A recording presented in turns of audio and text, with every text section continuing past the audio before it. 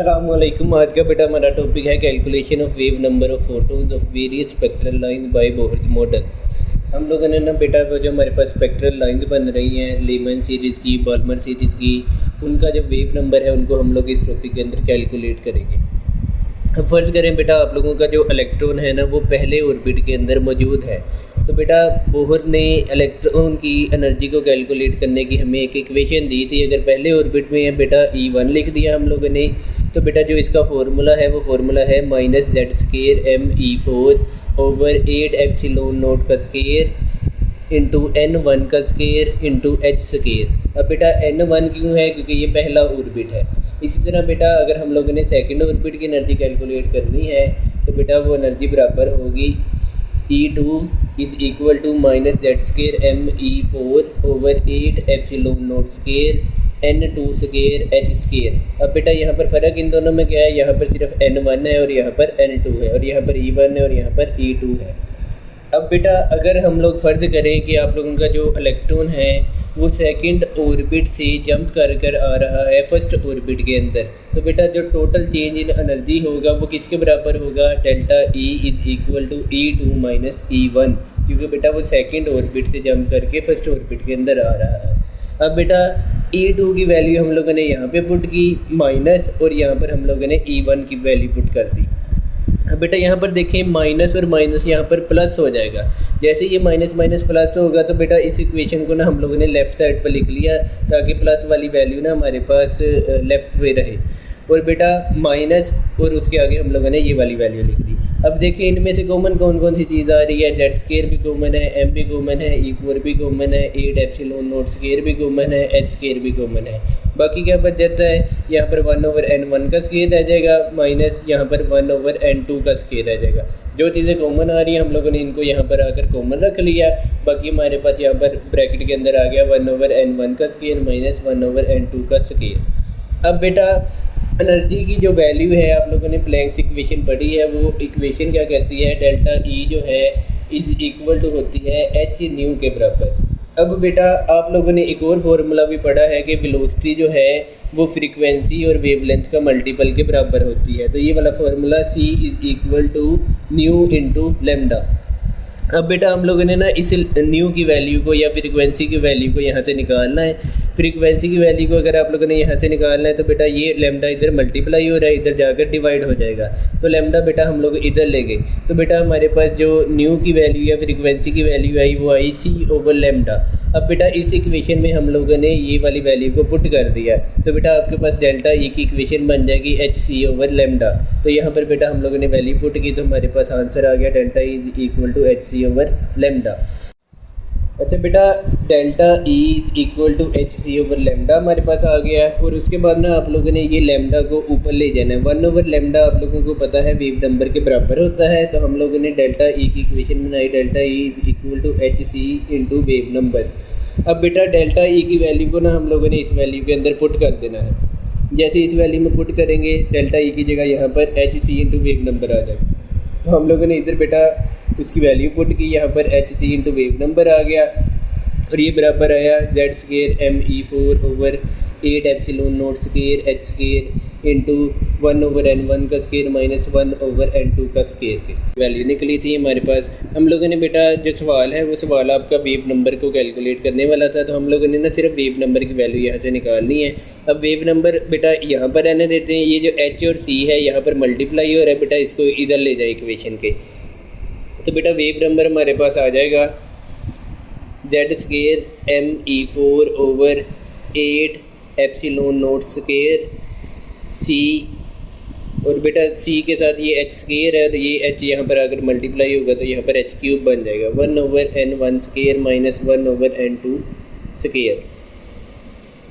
अब बेटा यहाँ पर देखें ये वाले जो सारी की सारी चीज़ें हैं ये सारी चीज़ें कांस्टेंट हैं। हमें z की वैल्यू भी पता होती है, मैस भी पता होता है, चार्ज भी पता होता है, 8 एप्सिलॉन नॉट की वैल्यू भी पता है, C बेटा स्पीड ऑफ फोटोन है या लाइट है ये भी हमें पता है, H बेटा प्लैंक्स कांस्टेंट है इसकी वैल्यू भी हम लोगों को पता है। तो बेटा जब कांस्टेंट चीज़ें आपस में मल्टीप्लाई और डिवाइड हो रही हो तो उसका आंसर भी कांस्टेंट आता है। तो बेटा ये जो सारी चीज़ है ना ये R के बराबर होती है। इसको हम लोगों ने रिडबर्ग कांस्टेंट का नाम दिया होता है। यहाँ पर मैं लिख रहा हूँ रिडबर्ग, और इसको हम लोगों ने कांस्टेंट, ये बराबर है z²m/8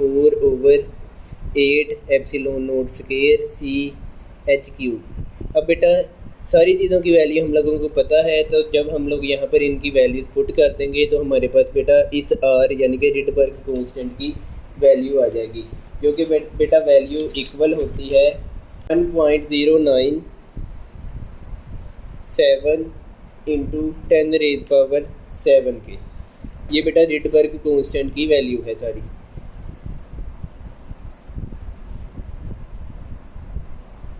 और बेटा इस वैल्यू का जो यूनिट होता है वो मीटर इनवर्स होता है। इसके बाद बेटा हम लोगों ने ना लेमन सीरीज़ के स्पेक्ट्रल लाइंस है ना, उनके वेव नंबर्स को कैलकुलेट करेंगे। अब बेटा लेमन सीरीज़ क्या थी? लेमन सीरीज़ तब बनती हैं जब आप लोगों का जो इलेक्ट्रॉन है सेकंड ऑर्बिट से फर्स्ट ऑर्बिट में आए, या बेटा थर्ड ऑर्बिट से फर्स्ट ऑर्बिट में आए, या फोर्थ ऑर्बिट से फर्स्ट ऑर्बिट में आए, या फिफ्थ ऑर्बिट से फर्स्ट ऑर्बिट में इलेक्ट्रॉन जंप करे। तो बेटा n2 की वैल्यू कितनी हो सकती है यहाँ पर? या तो 2 हो सकती है, 3 हो सकती है, 4 हो सकती है, 5 हो सकती है, या 6 हो सकती है। और n1 की वैल्यू क्या होगी? हमेशा 1 ही होगी। अब हम लोगों ने ना बारी बारी इनकी जो लेमन सीरीज से स्पेक्ट्रल लाइंस बन रही हैं उनके वेव नंबर को कैलकुलेट करना है। तो पहले बेटा हम लोग फर्स्ट वाली स्पेक्ट्रल लाइन है उसके वेव नंबर को कैलकुलेट करेंगे। उसमें आप लोगों ने बेटा n2 की जगह सिर्फ 2 पुट कर देना है और n1 की जगह आप लोगों ने 1 पुट करना है। इसी इक्वेशन में बेटा जब हम लोग पहली स्पेक्ट्रल लाइन की वेव नंबर को कैलकुलेट करने लगे, जब n2 = 2 था और n1 = 1 था, तो बेटा इस इक्वेशन में बाकी सारी चीज़ें वैसे की वैसे आ जानी है। 1.097 इंटू 10⁻⁷ और बेटा n2 की जगह आप लोगों ने 2 पुट कर देना और 1 की जगह 1 पुट कर देना। यहाँ पर 1 का स्क्वायर आ जाएगा माइनस यहाँ पर 2 का स्क्वायर आ जाएगा। तो बेटा इसका जब आंसर निकालते हैं हम, तो आंसर इसका आ जाएगा 82.26 इंटू 10⁻⁵ मीटर इनवर्स। बेटा ये जो नंबर है ना, ये लेमन सीरीज़ की फर्स्ट स्पेक्ट्रल लाइन का वेव नंबर है। आपको पेपर में इस तरह से सवाल आ सकता है, calculate the wave number of first spectral line of lemon series. तो आप लोगों ने बेटा फर्स्ट स्पेक्ट्रल लाइन जब आप लोगों ने कैलकुलेट करनी है तो n2 की जगह 2 रखेंगे, n1 की जगह आप लोग 1 रखेंगे। उसके बाद बेटा हम लोग सेकंड स्पेक्ट्रल लाइन निकालते हैं। इसमें बेटा n2 की जगह आप लोगों ने 3 रखना है और n1 की जगह आप लोगों ने 1 रखना है। वही वाला फॉर्मूला लगाएंगे, wave number is equal to 1.09 into 10⁻⁷ 1/n1 square minus 1/n2 square. इसमें जब बेटा वैल्यू पुट करेंगे हम लोग इस तरह से 10⁻⁷ n1 की जगह बेटा हम लोगों ने 1 ही पुट करना है, 1 का स्क्वायर आ जाएगा माइनस यहाँ पर बेटा n2 की जगह हम लोगों ने 3 पुट कर देना, यहाँ पर 3 का स्क्वायर आ जाएगा। तो बेटा जब इसका आंसर हम लोग निकालते हैं तो हमारे पास आंसर आता है 97.49 इंटू 10⁻⁵ मीटर इनवर्स। तो बेटा इसका भी आप लोगों को शॉर्ट क्वेश्चन आ सकता है कि आप लोगों ने second spectral line lemon series की कैलकुलेट करनी है। वो किस तरह से करेंगे? n2 = 3 पुट करना है और n1 = 1 पुट करना है। उसके बाद थर्ड हम लोग फाइंड आउट करते हैं, n2 = यहाँ पर 4 आ जाएगा और n1 = 1 नहीं आएगा। वेव नंबर वही वाला फॉर्मूला लगाएं, 1.097 इंटू 10⁻⁷ 1/n1 का स्क्वायर माइनस 1/n2 का स्क्वायर। 1.097 इंटू 10⁻⁷ n1 की जगह 1 स्क्वायर ही आ जाएगा और n2 की जगह बेटा हम लोग 4 का स्क्वायर यहाँ पर लिख देंगे। बेटा इसका जब आंसर हम लोग निकालेंगे तो इसका आंसर आ जाएगा 109.678 इंटू 10⁻⁵ मीटर इनवर्स। अब बेटा हम लोग बाल्मर सीरीज़ की स्पेक्ट्रल लाइन के वेव नंबर को कैलकुलेट करेंगे। बाल्मर सीरीज़ में बेटा इलेक्ट्रॉन जो होता है हायर ऑर्बिट से डी एक्साइट होकर सेकंड ऑर्बिट में वापस आ जाता है। तो बेटा हायर ऑर्बिट जो है वो तीसरा हो सकता है, n2 = 3, 4, 5, 6 और बेटा जो लोअर ऑर्बिट होना है वो बराबर होगा 2 के।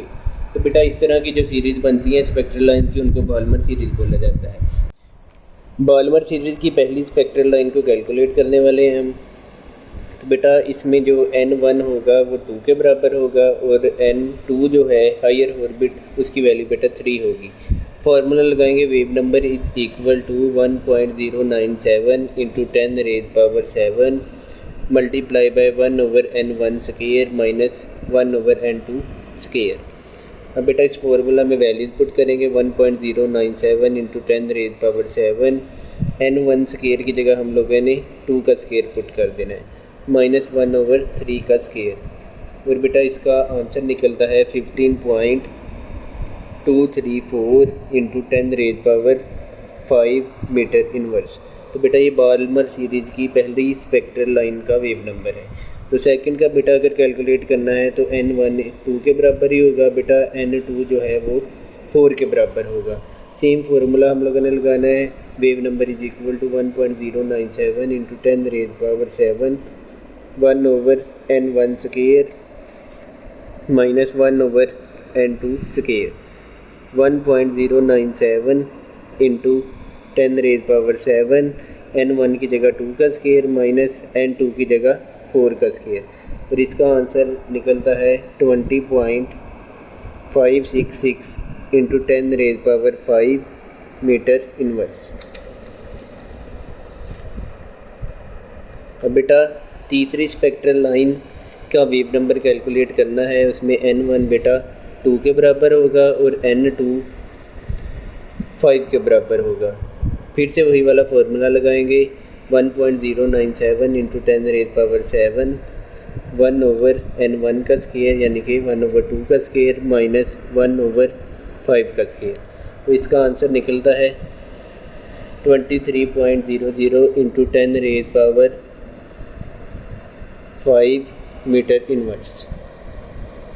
अब बेटा बाल्मर सीरीज़ की जो लिमिटिंग लाइन है उसमें बेटा पहले आप लोग समझे कि लिमिटिंग लाइन होती क्या है। n1 जो है बेटा इसके अंदर 2 ही होगा, लेकिन बेटा इसके अंदर जो हायर ऑर्बिट होता है वो बेटा इन्फिनिटी होता है। तो इस तरह बेटा हायर ऑर्बिट की जगह आप लोगों ने जब इन्फिनिटी लगा देना है तो उस लाइन को लिमिटिंग लाइन बोला जाता है। तो बेटा लिमिटिंग लाइन की जो स्पेक्ट्रल लाइन है वो हम लोगों ने अब कैलकुलेट करनी है। वही वाला formula 1.097 into 10⁻⁷ 1/n1 square minus 1/n2 square. Value put करेंगे इसके अंदर 1/10⁻⁷, और यहाँ पर बेटा n1 की जगह 1/2 स्क्वायर आ गया माइनस 1/∞ का स्क्वायर आ गया। अब जब बेटा इसके अंदर हम लोगों ने 1/∞ बेटा 0 के बराबर होता है। अब बेटा हम लोगों ने ये सारा 1/∞ 0 हो गया तो ये सारी वैल्यू यहाँ से ख़त्म होगी, तो बाकी बच गया 1/2 का स्क्वायर। तो बाकी जब इसका बेटा आंसर हम लोग कैलकुलेट करते हैं तो आंसर आ जाएगा 27.421 इंटू 10⁵ मीटर इनवर्स।